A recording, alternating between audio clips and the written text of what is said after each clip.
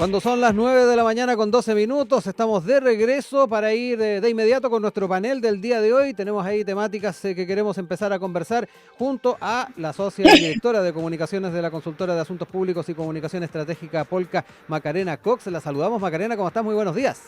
Muy buenos días, Rodrigo. Muy buenos días, Caro. ¿Cómo están? Muy bien, gracias por acompañarnos nuevamente. Lo mismo que ya la estabas también saludando, Carolina Cox, suplencia en la dirección regional del Frente Amplio de Ñuble. También, Carolina, bienvenida nuevamente. Muy buenos días a todos, en especial a mi prima querida Maca que está acá sentada conmigo en el panel. Pero, ¿efectivamente son primas o es solamente por el apellido? No, Somos sí primos. somos, sí Son, somos. ya, excelente. Mira, las coincidencias de la vida. Oigan, ¿qué les parece si entramos en materia de inmediato para seguirle la huella a lo que ha sido toda la polémica que ha ido acompañando este contrato de la candidata alcaldesa de Las Condes, Marcela Cubillos, con todos los elementos que han venido de la mano, no solamente lo que han sido sus descargos, lo que se ha estado planteando también por parte de diferentes actores, la posición que ha estado tomando Chile Vamos, por ejemplo, respecto a pedir aclaraciones a la Universidad San Sebastián, también las características que eventualmente tendría Cubillos a la hora de pensar en este tipo de contratos. Por ahí teníamos también algunas opiniones, por ejemplo, del economista Michel Lavé, académica además de esta misma Universidad de San Sebastián, que planteaba que Cubillos es un rostro, como una suerte de influencer. Lo otro importante es seguirle la huella a lo que tiene que ver con el eventual control de daños que se puede hacer, tomando en cuenta de que es candidata a la alcaldía de Las Condes, más allá de que las posibilidades de que logre la alcaldía son bastante importantes, el grado de complicación que pueda tener para la coalición, para otros candidatos, esta situación obviamente debe estar presente en los debates y en la conversación. Y bueno, todo lo que viene de la mano con la fiscalización que se haga desde la Superintendencia de Educación Superior, también el trabajo de fiscalía que fue también pedido por parlamentarios del Partido Socialista, están en la palestra. Son varias aristas que están presentes y que quiero empezar también a conversar con ambas. Macarena, parto contigo para que me cuentes un poquito cuál es la apreciación que estás teniendo a raíz de todo lo que ha ocurrido al alero de este caso y en particular las inquietudes que de seguro dentro de la coalición deben haber luego de todo lo que está ocurriendo. Sí, a ver, yo creo que esta discusión parece estar basada en una lectura política bien interesada, que omite algo que es fundamental. Y es justamente lo que tú mencionabas anteriormente, es el impacto completo que Marcela Cubillos ha tenido en la Universidad de San Sebastián. Porque esto no se trata solamente de su sueldo, sino de lo que aportaba ella a la universidad en términos de visibilidad, de proyección, de extensión. Y de hecho, justamente, Michelle Lavé, que es académica de la Uh -huh. universidad, decía que ella actuaba como un rostro visible, como una influencer, y eso es bien esencial para las actividades de extensión universitaria. Miren, de hecho, si nosotros analizamos lo que pasa con los rostros de los canales de televisión, uno tiene que pensar, ¿qué busca proyectar una institución hacia afuera? Fíjense que los canales privados también reciben dineros públicos, pero nadie se preocupa por controlar cuánto se le paga a cada periodista o figura televisiva. Un rostro, por ejemplo, que trabaja 1 hora semanal en horario prime, gana mucho más que un periodista que trabaja 12 horas al día. Y eso no se cuestiona, porque se entiende también que el valor de ese rostro está en atraer audiencia por su trayectoria, por sus métricas, por distintos parámetros. Y si el canal tiene más audiencia, genera más ingresos y genera más beneficios.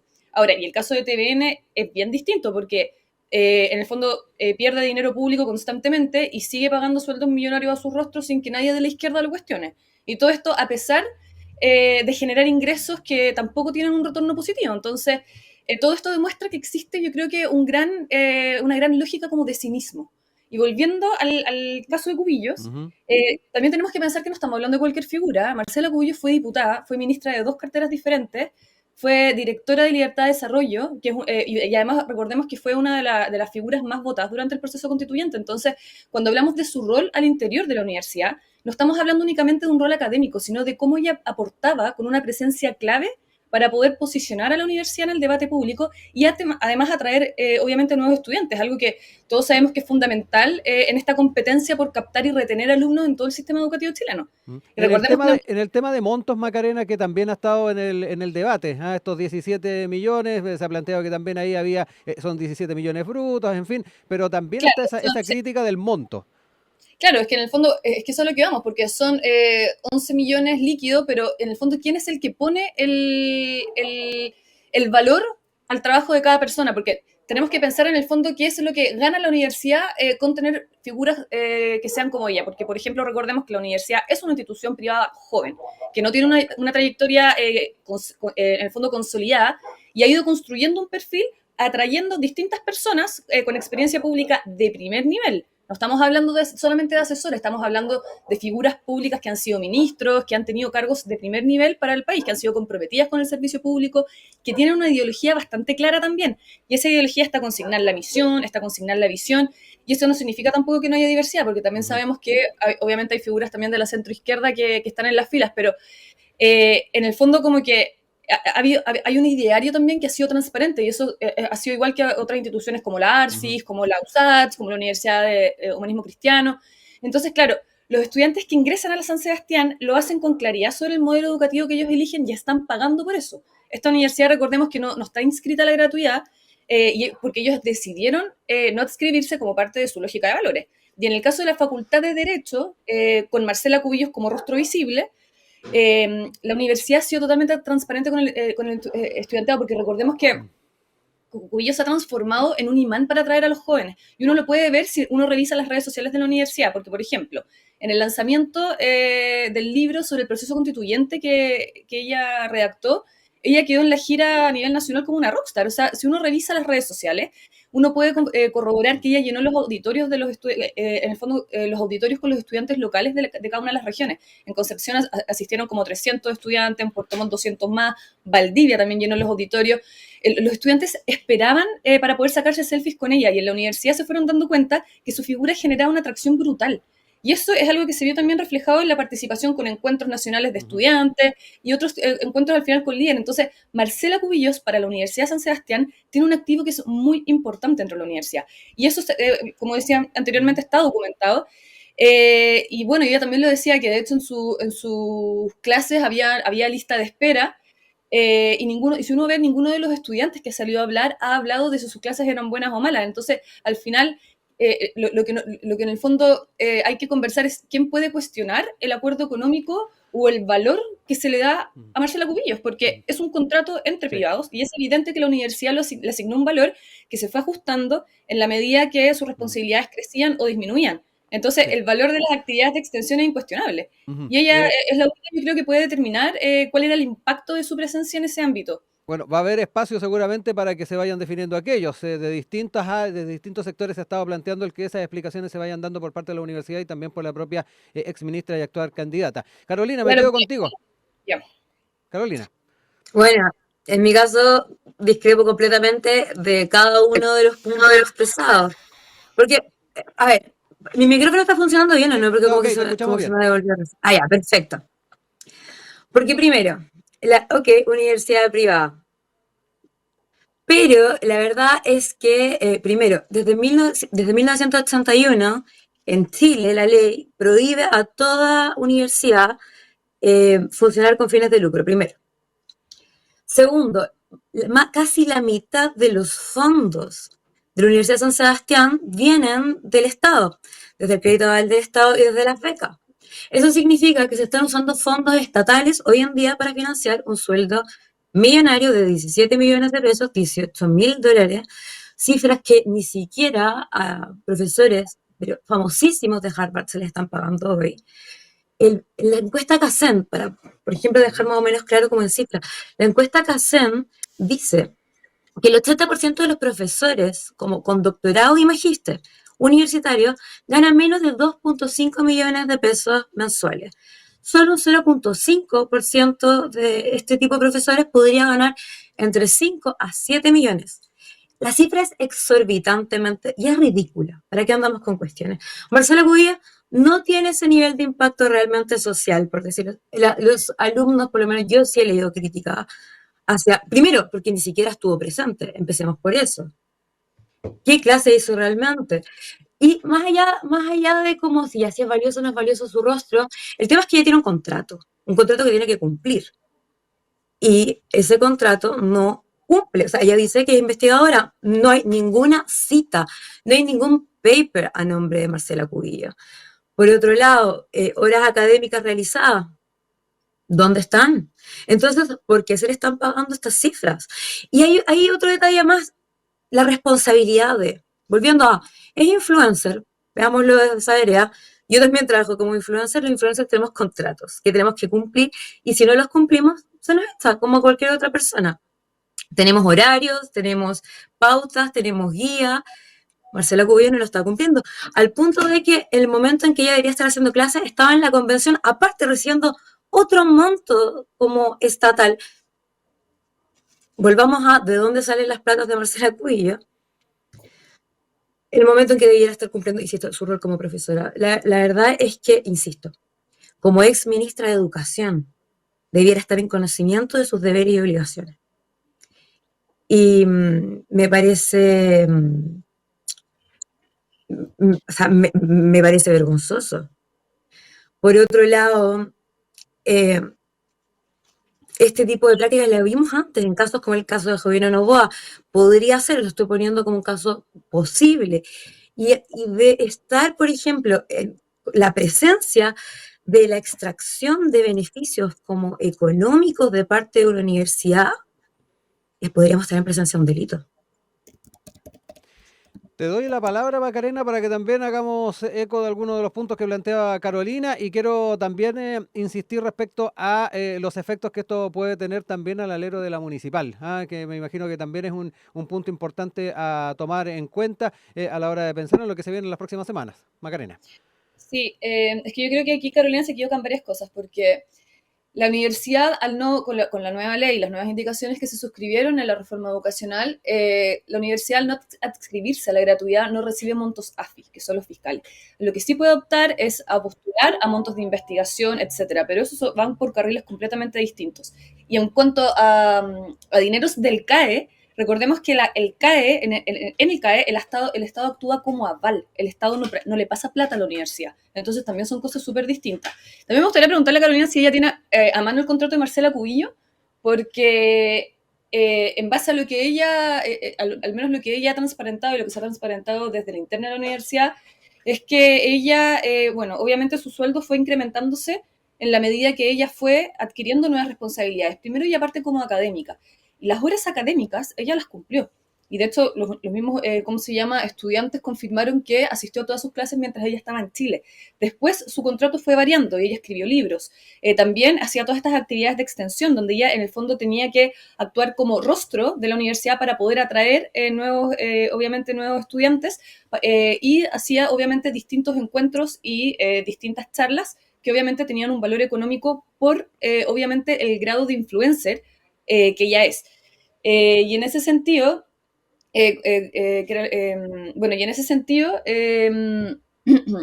me parece que cuestionar en el fondo si ella está cometiendo un delito o no, me parece que igual puede ser un poco grave, porque al final es un contrato que está impuesto entre privados, es un acuerdo al que ella llegó con la universidad, y por algo, en el fondo, no es casualidad que Marcela aparezca en las campañas de admisión de la universidad en los últimos años, y eso simplemente porque su figura le otorga un prestigio que es significativo para la institución. Y por algo ella acordó estos 11 millones líquidos, que para una figura de ese nivel puede que no sea tan descabellado.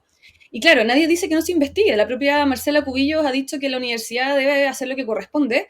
Pero igual, por ejemplo, por otro lado, llama la atención que la Superintendencia de Educación Superior haya actuado tan rápido en este caso, sobre todo cuando hay dudas sobre si realmente tiene las competencias en este tipo de situaciones, considerando que estamos hablando de una de las principales líderes de la oposición y que obviamente, claro, se encuentra en plena campaña municipal y recogiendo un poco el punto que tú decías, yo no creo que le afecte directamente en la campaña porque yo creo que la gente igual entiende la diferencia entre lo que es un, ¿cómo se llama?, contrato entre privados y un contrato cuando es con el servicio público.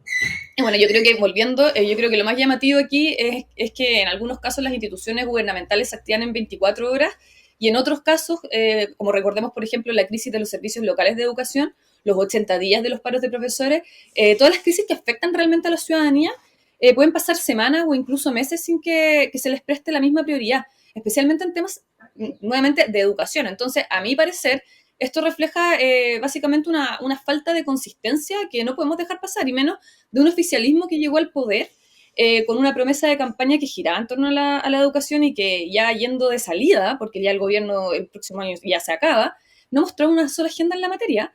Lo único que al final hay en la discusión de educación de este gobierno es si van o no a condonar el CAE, y una discusión que ciertamente aparece en momentos que son claves, como las elecciones municipales, la discusión de presupuessto. ¿Y por qué lo hacen? Porque evitan que en el fondo los saquen al pizarrón y tengan que dar cuenta de qué es lo que han hecho en materias educativas. Yo creo que ese es un punto que tampoco hay que dejar pasar.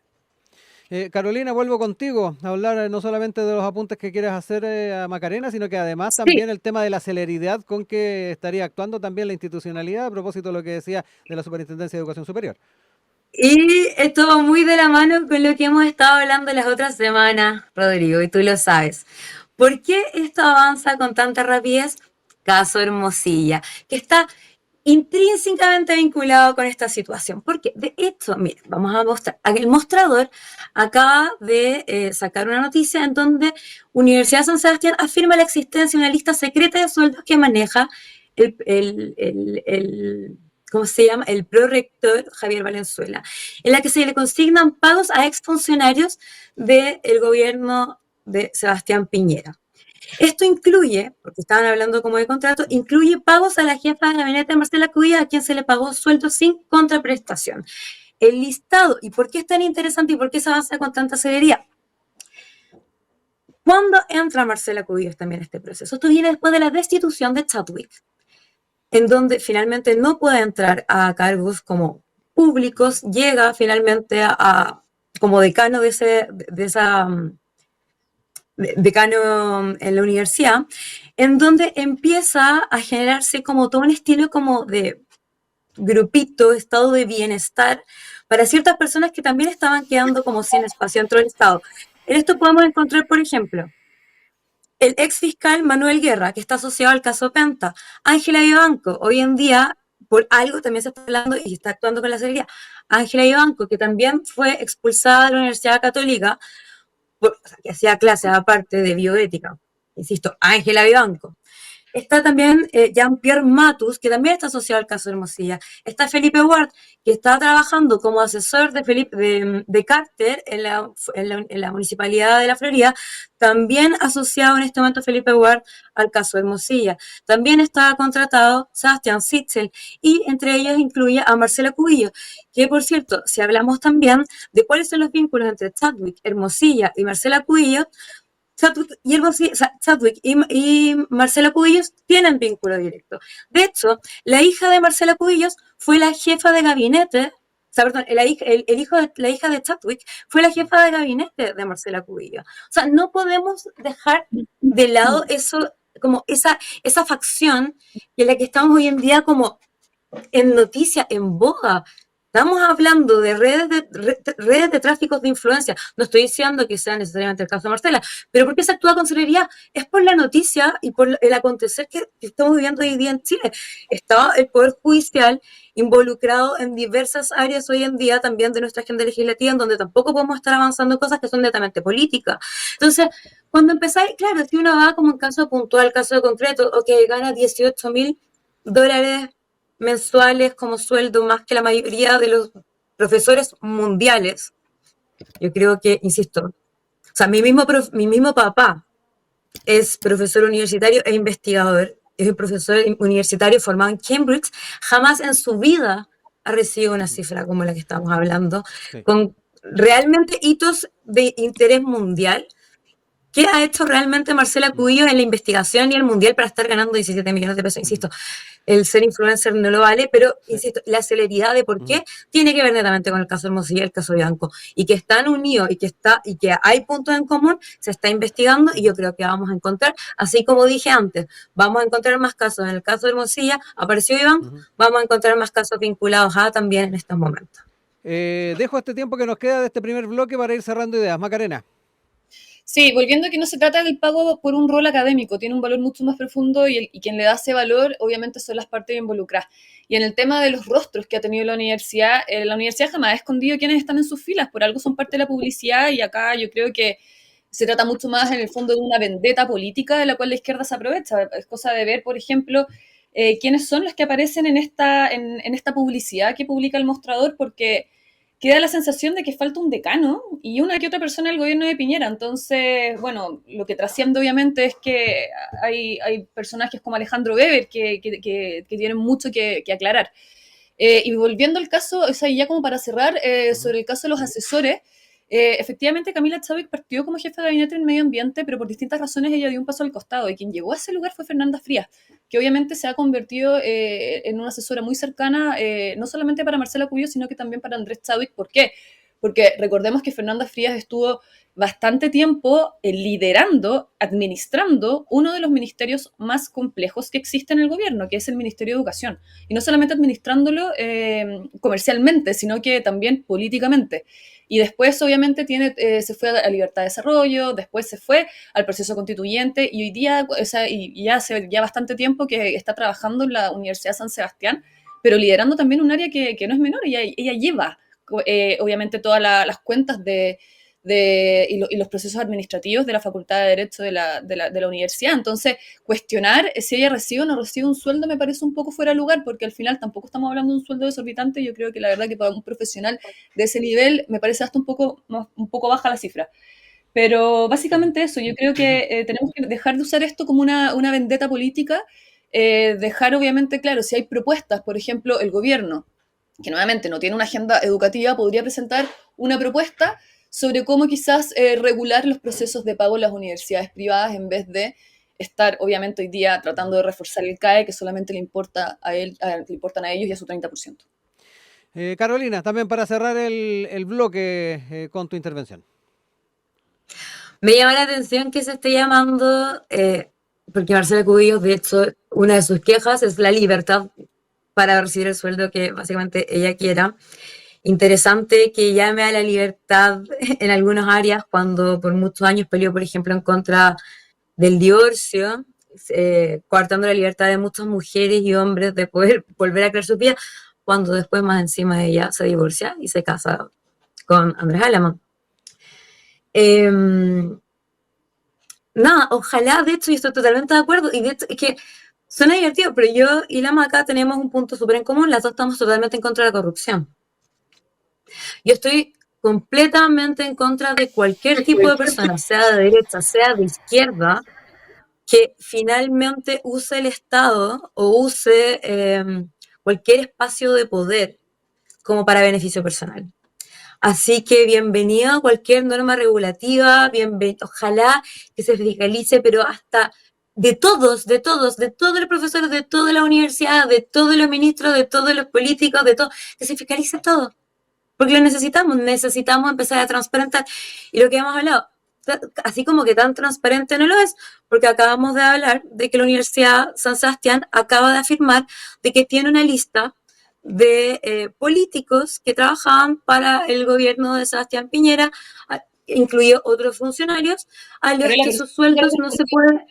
Publicidad, uno lo puede ver en la publicidad en todos los medios de comunicación. Eso nunca ha sido una información que han tratado de esconder, al contrario, utilizan estos rostros para poder dar cuerpo al programa académico de esta universidad. Y por algo... Pero la noticia salió, Sí, Carolina. Es que está en mi punto, pero la noticia salió hace 20 minutos. Hay un listado de sueldos secretos. Y eso se va a abrir ahora. Ahora vamos a saber con más detalle, y eso me parece fantástico. Porque tú y yo queremos transparencia. No solamente en este caso, queremos transparencia en lo que está pasando en las municipalidades, queremos transparencia en lo que está pasando en infinitos planos de lo que significa el día a día en Chile. Y a mí, por eso también, como para cerrar el punto, como a mí me parece, por ejemplo, que Chile Vamos debiera estar, en vez de enfocado en financiar rostros como Marcela Cubillos, que claramente, o sea, capacidad argumentativa, viendo solamente los rants que está teniendo como en diarios, etcétera, no son de una persona que hoy en día debiera estar como en las primeras filas. pensando netamente también en la estrategia, pensando en la misma frase, influencers. Los influencers son finalmente un referente de una marca. Chile Vamos tiene derecho también a hacer un recambio de rostros. Considero que Chile Vamos tiene personas que tienen las capacidades para estar hoy en día en primera fila y liderar proyectos. Creo que las personas como Sí. Marcela Cubillos, Andrés Chadwick y muchos de ellos ya deberían dar un paso al costado. ¿Por qué? Porque no son probos, es así de simple, no son probos. Es el nivel de Sí. cuestionamientos que arrastran desde no uno, no dos años, son demasiados. Necesitamos rostros nuevos. Ya son las 9 de la mañana con 42 minutos. Estamos de regreso con nuestro panel del día de hoy junto a Carolina Cox, suplencia en la Dirección Regional de Frente Amplio en Ñuble, y Macarena Cox, socia y directora de comunicaciones de la consultora de asuntos públicos y comunicación estratégica Polka.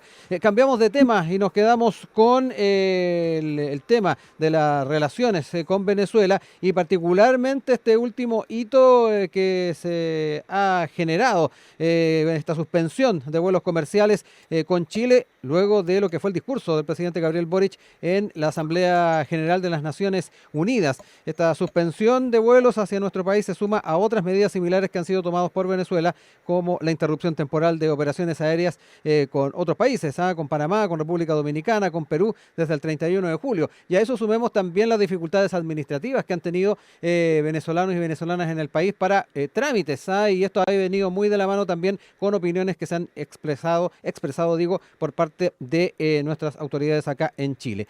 Quiero entrar en esto porque más allá de las decisiones, esto también dificulta las relaciones de los residentes venezolanos en el país con sus familiares, en fin, que están en ese país de Sudamérica. Quiero entrar en aquello porque de verdad que es bien complicado el poder enfrentar estas dificultades tomando en cuenta las características que está asumiendo esta relación y que tiene complicado varias cosas, no solamente el transporte, también está el tema de las eventuales expulsiones que se hagan y ya decía también los trámites de venezolanas y venezolanos en nuestro país. Carolina, parto contigo ahora. Sí, o sea, es una lástima porque finalmente la postura de nuestro presidente, Gabriel Boric, que es de todas maneras condenar este régimen, velar por los derechos humanos, termina finalmente, son más de 800.000 venezolanos atrapados básicamente en nuestro país, los que, pucha, todo lo que tiene que ver como con su vida familiar y la posibilidad también de regresar. Estamos hablando netamente de humanidad, estamos hablando de derechos humanos coartados, bueno, pero ¿qué podemos esperar también de un dictador? Como más allá de eso, como es una búsqueda de castigo a Chile por la postura de Chile sobre la dictadura en Venezuela, y me parece absolutamente lamentable por los venezolanos que residen en Chile y su familia. Uh-huh. Macarena, voy contigo para también entrar en tu apreciación respecto a este tema y en particular cómo se podría innovar en la gestión de una relación que sabemos ha estado complicándose a medida que avanzan también el tiempo, a medida también de que se hacen distintas declaraciones y que tuvo como punto culmine también esta intervención del presidente Boric en las Naciones Unidas. ¿Cómo ves también ese aspecto? Porque de verdad que es una suerte de zapato chino esto. Sí. Bueno, partir diciendo que me llama cero la atención, este tipo de represalias no son nuevas en la dictadura de Nicolás Maduro, que ha demostrado una y otra vez su desprecio por la democracia y los derechos humanos. Esta decisión afecta directamente a miles de ciudadanos venezolanos y poco le importa. Entonces, uno se pregunta, ¿qué tipo de líder castiga a su propio pueblo solo por criticar a otro país? Maduro lo hace y lo más lamentable es que el Partido Comunista de Chile sigue sin pronunciarse al respecto. ¿Cómo es posible que el Partido Comunista, que siempre habla de democracia y de derechos, no haya dicho nada en casi 2 meses cuando Maduro ni siquiera ha sido capaz de presentar las actas de la elección que asegura haber ganado? Y eso a mí también me parece que es impresentable. Y lo peor es que esto no es algo aislado. Esta forma de actuar que no consideran ni en lo más mínimo, como les decía anteriormente, lo que es importante para la ciudadanía, se refleja también en lo que estamos viendo en las comunas, por ejemplo, como en la comuna de Santiago bajo la administración de Iracy Hasler. Así como Maduro castiga a su pueblo y silencia a quienes lo critican, en Santiago vemos también cómo la alcaldesa del Partido Comunista ha permitido que mafias y delincuencias tomen el control de las calles, mientras el comercio se desploma, los vecinos viven en un estado de constante inseguridad, y es cosa de ver, por ejemplo, el miedo que tienen los locatarios o los vecinos de la Plaza de Armas. Los comerciantes estudiantes, de hecho la calificaron hace muy poco con un 2,4, y no es para menos. Por otra parte, la Embajada de Estados Unidos advierte a los ciudadanos de los lugares más peligrosos de Santiago para evitar que estén ahí, y la gran mayoría son en su comuna. Pero en lugar de dar soluciones, Iracy Hasler pareciera estar más interesada en mantener como un control ideológico que en resolver los problemas reales de la comuna. Y a mi parecer, creo que con solo subir al final videos en TikTok no se resuelven 4 años de lo que ha sido una paupérrima gestión. Entonces, vemos el mismo patrón. En Venezuela, un régimen que usa el poder para reprimir y castigar, y en el Partido Comunista de Chile, en el caso de Santiago, una gestión comunista que abandona a su gente mientras la delincuencia y el caos se apoderan de la ciudad. Entonces, no se puede seguir así, ni en Venezuela ni en Santiago. Yo creo que aquí lo importante es que la ciudadanía se merece gobiernos que se preocupen por ellos, no por mantener un control ideológico a cualquier costo. Y en el caso de cómo innovamos en una gestión para poder mejorar toda esta situación, es bien complejo cuando el oficialismo, el gobierno particularmente, tiene dos facciones en su interior que le impiden tomar decisiones reales, porque por un lado tenemos a Prodignidad y por otro lado tenemos obviamente a la ex nueva mayoría que ha tratado obviamente de volver a retomar el rumbo de lo que ha sido la gestión, pero cuando Prodignidad en general, sobre todo el Partido Comunista, impone una agenda ideológica, es muy difícil tomar decisiones. Acá lo que nosotros tenemos que hacer es condenar la dictadura, pero no solamente de la boca para afuera, hay que tomar acciones desde el derecho internacional, hay que tomar distintas acciones para poder, obviamente, colaborar con los ciudadanos venezolanos que están en nuestro país y poder, obviamente, devolverles la democracia a su país y, obviamente, para que puedan reencontrarse también con las personas. Pero mientras nosotros tengamos en nuestra propia interna, en el oficialismo, a personas que anteponen la ideología por sobre, obviamente, los intereses de los ciudadanos, es muy difícil que se puedan tomar decisiones. Carolina, ¿dificulta la gestión a nivel del oficialismo estas visiones distintas a las cuales se aluden también por parte de Macarena? Me ponen en una posición bastante compleja porque la verdad yo, desde mi perspectiva, voy a hablar personalmente en este caso, considero que cualquier persona que no sea capaz de llamar dictadura a lo que está pasando en Venezuela no es una persona democrática. Y una persona sin principios democráticos, sin conciencia finalmente como sobre derechos humanos, nunca va a ser un buen líder ni un buen político. Es así de simple. Ahora, claro, comparar Santiago Centro con Venezuela podría ser como muy duro de escuchar para los venezolanos que residen en Chile, ya que lo que está viviendo Venezuela ¿sabes? Nosotros en Chile tuvimos de una dictadura, debiéramos poder ser empáticos. Nosotros somos la generación que vive las consecuencias de esa dictadura. La misma casa de estudios de la USACH, o sea, fue uno de los lugares más bombardeados, básicamente, y destruidos durante la dictadura de Pinochet. Insisto, es tema sensible y por lo mismo es incomparable una situación con la otra, pero sí es importante y es atingente hacer las críticas correspondientes de parte de todo el oficialismo, y no solo el oficialismo, sino que de todo chileno, finalmente, que especialmente quienes estén en una posición como política, rostro, el ser capaz de tomar conciencia y expresar, verbalizar como las atrocidades que están sucediendo en Venezuela y en cualquier dictadura en el mundo. Para ir cerrando ideas, nos quedan ahí 10 minutitos. Macarena, te dejo ahí tiempo.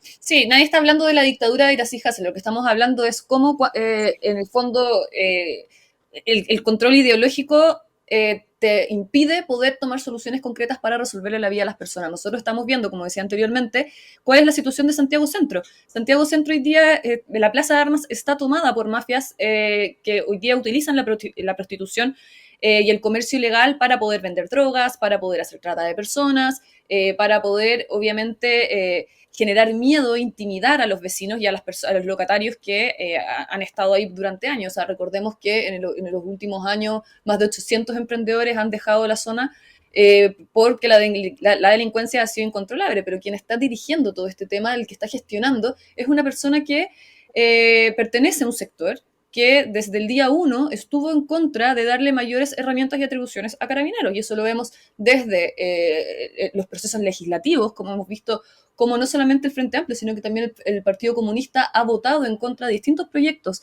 que van en la línea de mejorar la seguridad, de dar mayores herramientas y atribuciones al Ministerio Público, a las policías, para controlar la inmigración.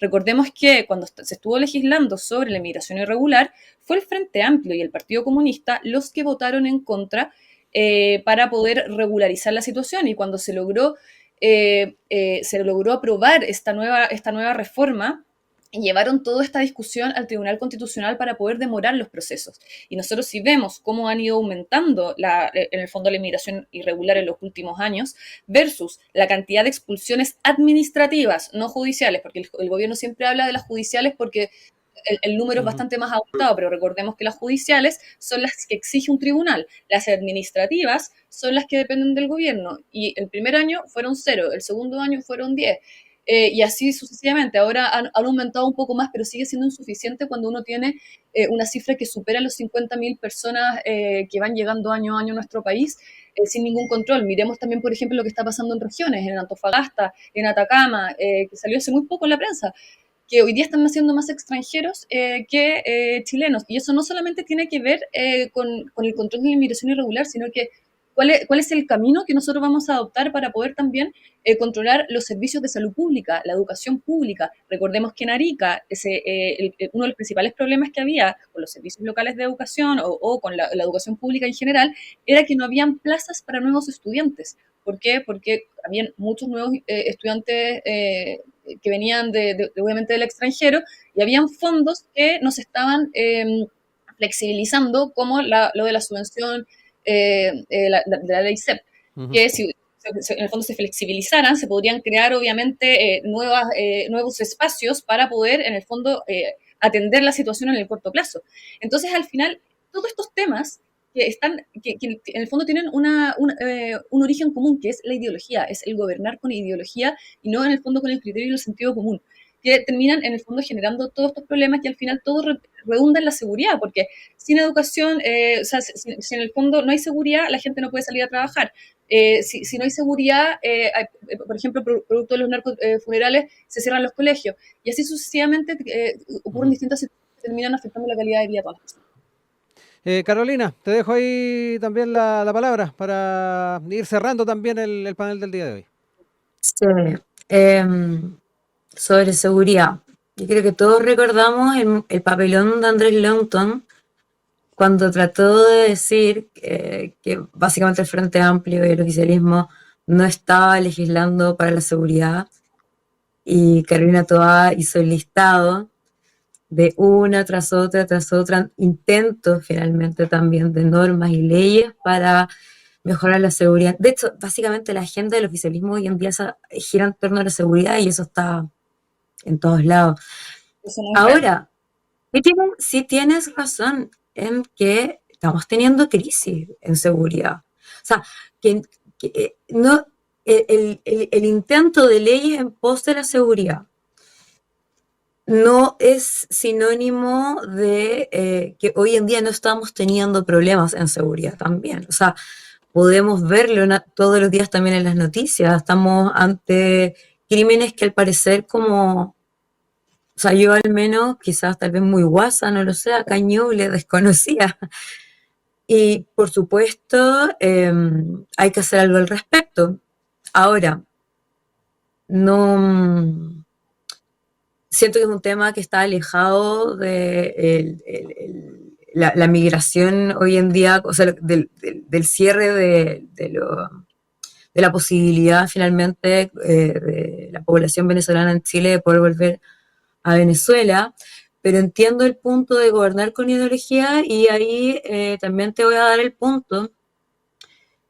Si bien creo que es importante no meter a todos en un mismo saco, considero que el Frente Amplio, los intentos de ley y agenda distan mucho como de una ideología de extrema izquierda dictatorial.